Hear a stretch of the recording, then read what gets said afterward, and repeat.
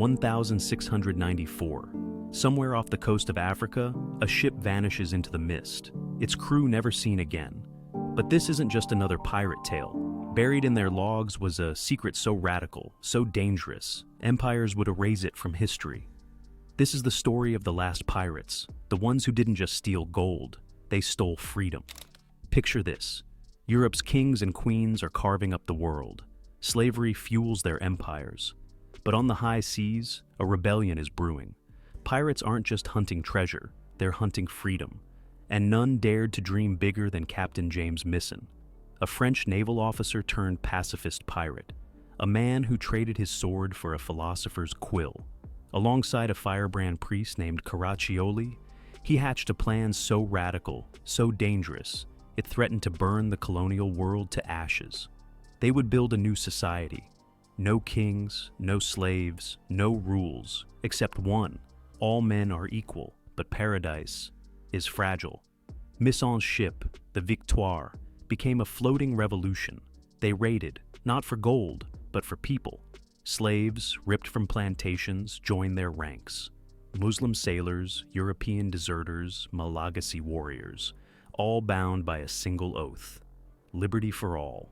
By 1691, they'd found their Eden, a hidden cove on Madagascar's wild coast. They named it Libertatia. Here, the impossible became real. Pirates farmed alongside former slaves. Treasure was dumped into a common chest. They elected leaders. They outlawed violence. Even marriage crossed color lines, a scandal to the world beyond. One sailor's journal reads, "We are the world's exiles, and here we are kings." But Utopia has enemies. European traders whispered of a pirate plague. Bounty hunters stalked the coast. And then, the betrayal. A disgruntled crewman, hungry for power, slipped away and sold Libertatia's location to the French. Suddenly, Misson's dream faced a nightmare.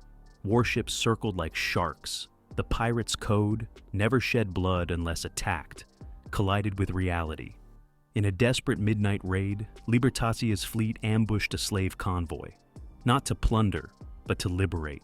Survivors described it as chaos, cutlasses clashing, chains snapping, Misson himself standing atop a cannon, roaring, "Break their shackles, not their bones!"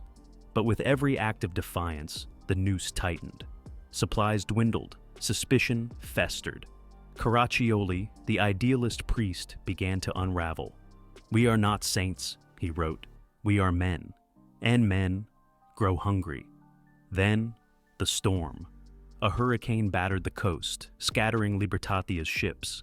When the skies cleared, the Republic's fate hung by a thread. And across the ocean, empires sharpened their knives. November 1694. Dawn breaks crimson over Libertatia. On the horizon, sails, dozens of them. French and British warships, cannons loaded, flags screaming vengeance. Misson's crew, outgunned, outnumbered, anchored their ships in a crescent, shielding the village. Women and children scrambled into the jungles. The pirates knew the truth. This wasn't a battle. It was a last stand. The first cannonball tore through the Victoire. Then, fire, smoke, screams.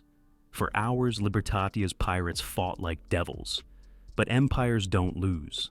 By sunset, the cove ran red. Misson's ship sank beneath the waves. Caraccioli died clutching a tattered copy of Utopia by Thomas More. Survivors fled inland, their dream reduced to ash. But wait, decades later, a British sailor's diary surfaces. He claims to have met an old man in Madagascar, a man with a French accent and eyes full of ghosts. The man whispered, "Libertatia was real, and it will rise again." Was it a lie, a fantasy, or proof that even empires can't kill an idea? Libertatia burned, but fire can't erase memory.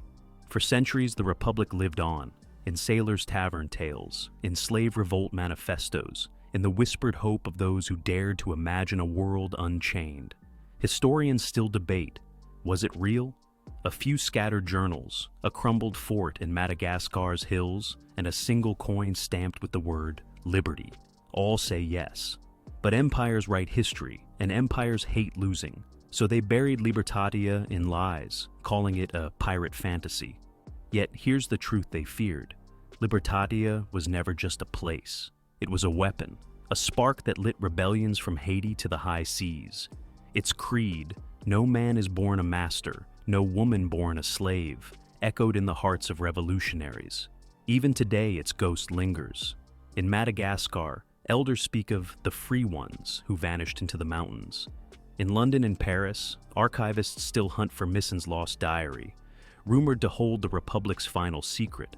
So let's ask, did Libertatia fail, or did it succeed, by proving that even for a moment, the powerless could defy the gods of greed and gold, that a handful of pirates, slaves, and dreamers could stare into the abyss and laugh?